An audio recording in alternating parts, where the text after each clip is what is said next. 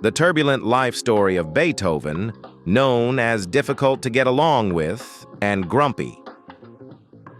Producing a total of 722 works, including symphonies, sonatas, and numerous string quartets, Beethoven's personal life was turbulent, and he had a reputation for being difficult to get along with, cantankerous, and cursed.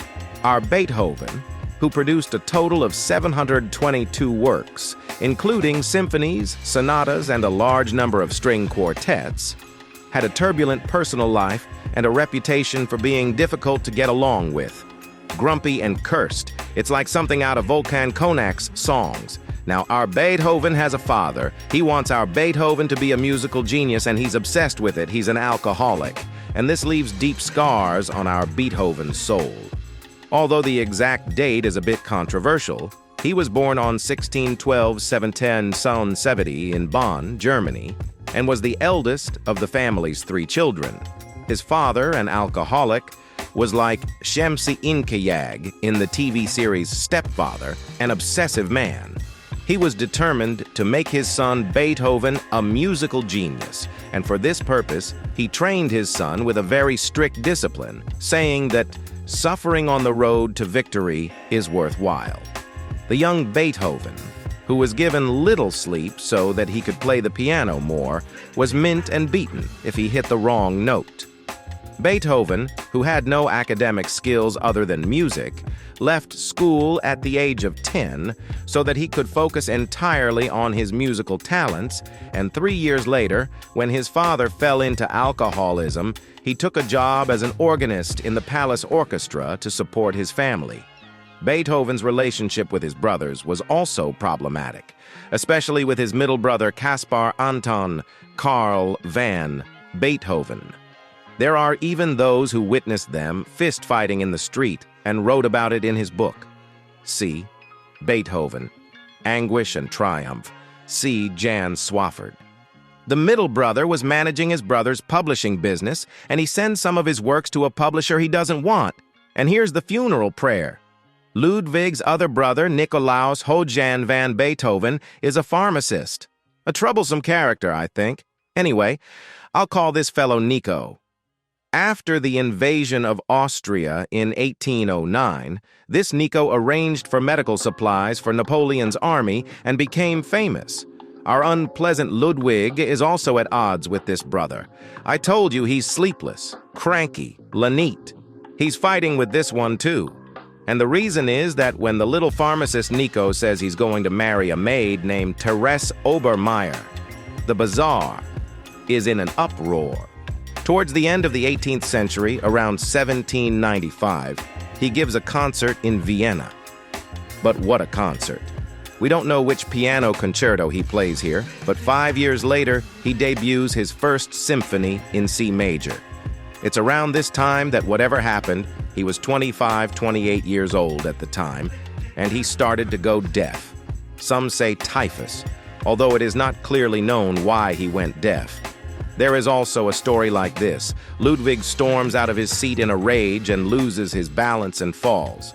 When he gets up, there is no sound. He says, "Aha, I'm deaf." Other reasons are lead poisoning and the habit of putting his head in cold water to stay awake. I will determine the claim rates sometime. There's a historian at Ohio Kent State University, Theodore Albrecht. This uncle says Ludwig can hear he's not completely deaf. See what happens next. As Ismail Abi said, events are events. Ludwig was losing his hearing day by day and reached his peak at the age of 45. You expect the pessimism caused by this hearing problem to be reflected in his works, right? You'd expect a lot. On the contrary, the changes in his personal life had an unexpected effect. His style became quite introspective and spiritual. Often, in fact, it even took on an unprecedentedly spiritual form. This is particularly evident in his Heiliger Dankesang, Song of Thanksgiving. Strangest of all, he composed Opus 131, String Quartet in C-sharp minor, when he was suffering from blisters, advanced liver disease, and drinking alcohol like crazy. Now, while he was in this debased state, on top of that, he started using a corset that was supposed to hold his intestines together. There's a letter he wrote during this period, Tada-a, a love letter, a womanizer, this asshole. He writes it in 1812 and hides it in his drawer. After his death, a friend finds it, and the letters come to light. There are no names in the letters. Ludwig chooses immortal beloved as the addressee. It is still a mystery who the recipient of the letter is. Ludwig is madly in love with his aunt. In the letter, even in bed I find myself thinking of you, my immortal beloved, waiting, sometimes with joy, sometimes with sorrow, to find out if fate will hear our prayer. To face the life I will live with you or never see you again. Oh God, why does one have to be separated from the one he loves so much? Most probably because the immortal beloved is married, and probably because she can't cope with Ludwig's unbridled passion. It seems that there was no long-term relationship, and this mysterious woman ended it. Our Ludwig is as obsessed with his nephew as he is with his aunt, Casper's son, Kurt van Beethoven. Ludwig doesn't want to give custody of his nephew to his mother. The reason is that Casper's wife, Johanna, is having an affair with another man. Johanna even took things to the extreme and brought her lover home while her husband was dying. He fights a legal battle not to leave the child to Johanna and takes the child from his mother's custody. Don't take it from me that when the little one escapes to his mother from time to time, our Ludwig goes into a heavy trance. See, how a child grows up is how it continues. He applies the cruelty he saw from his father to his nephew. He hires a music teacher for his nephew, Karl Czerny, one of the masters of the time. Czerny says, "Your nephew will never amount to anything, Ludwig Aga. You'd better give him to the industry." But Ludwig doesn't listen.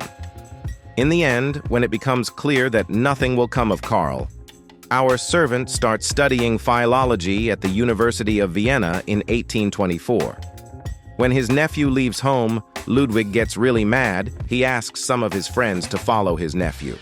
Even from time to time, when he sees Karl's friends on the road, he swears, insults, runs away, etc., and so on. Finally, when Karl says that he is going to be a soldier, Ludwig gets mad and hits the notes on his piano in anger. In July 1826, when Karl is a 20-year-old young man, he can't stand these interventions in his life anymore, and one day he sells his watch and buys a gun. Then Dan. He fires 2 shots at his temples. Now I can hear you saying what kind of 2 shots. I'll tell you right away. Our cattle Karl, who wants to be a soldier, misses the first shot asudayush duyast. The other misses with a small scratch. You see, right? Even in the last stage of suicide, man takes refuge in the survival instinct. When the famous composer, who learned of the tragic incident, visited Karl, the ungrateful nephew said, "I wish I would never see him again," behind his back, and it takes its place in the dusty pages of history. The judge asks Karl, "What's wrong with you?" And Karl says that his tyrannical uncle tormented him too much and obsessively wanted him to be a better man in everything, while actually worsening his psychological condition. On February 1st, 1827, Karl and Ludwig joined the army and would never see each other again.